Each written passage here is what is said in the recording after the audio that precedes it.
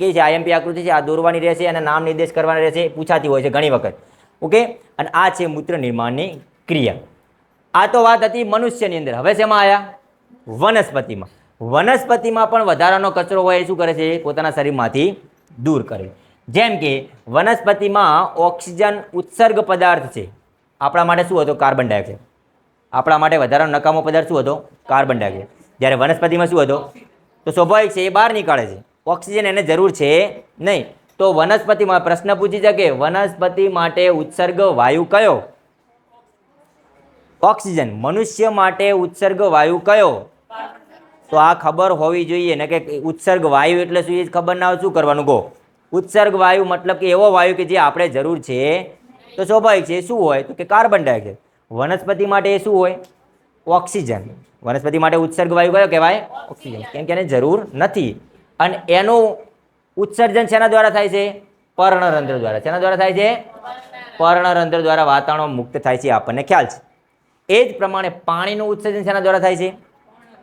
બાષ્પોત્સર્જન. એ પણ શેના દ્વારા?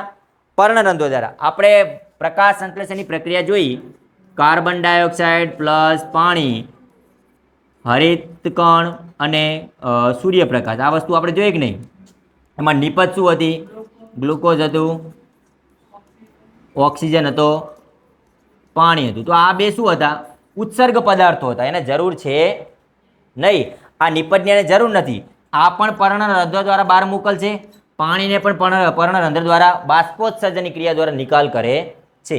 જો ઓક્સિજનનો પર્ણરંધ્ર દ્વારા ઉત્સર્જન કરશે, ત્યારબાદ પાણીનું કઈ ક્રિયા દ્વારા?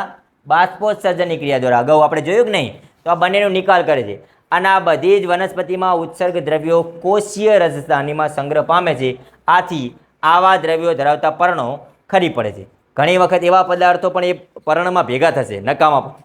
નકામા પદાર્થો પર્ણની કોષીય રસધાનીમાં ભેગા થશે અને એ પર્ણ પછી જરૂર છે નહીં, એમાં કચરો છે એવું સમજવાનું. એક પ્રકારની શું કરે છે ખબર? કચરા પેટી બનાવી છે. એકાદું પર્ણ એવું હોય કે જેમાં બધો કચરો ભેગો થાય અને પછી એ પર્ણ સુકાઈને સુધી જાય ખરી. મતલબ વનસ્પતિએ જે કચરો હતો એ બધો પર્ણ મારફતે ત્યાગ કર્યો. સમજ્યા આખી વસ્તુ?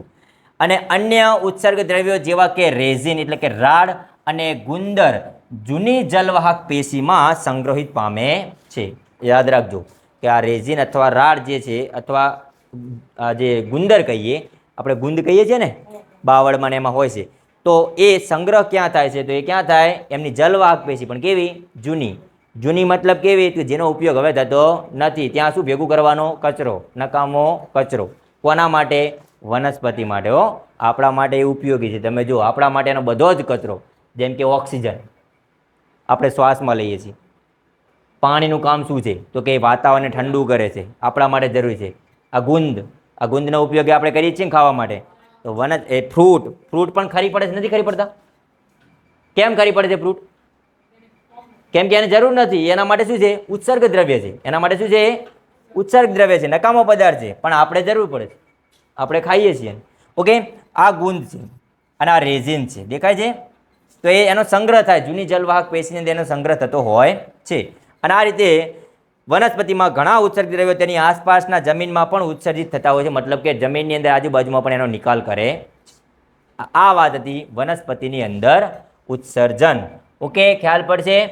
તો આપણું ચેપ્ટર અહીંયા ફિનિશ થાય છે આઈ થિંક. હા, હવે હું આવી ગયો. જો સબસ્ક્રાઈબ કરી ભાઈ બધાય કરી નાખજો, બાકી ના રાખતા કોઈ. ઓકે, તો પ્રકરણ નંબર 5 અહીંયા પૂર્ણ.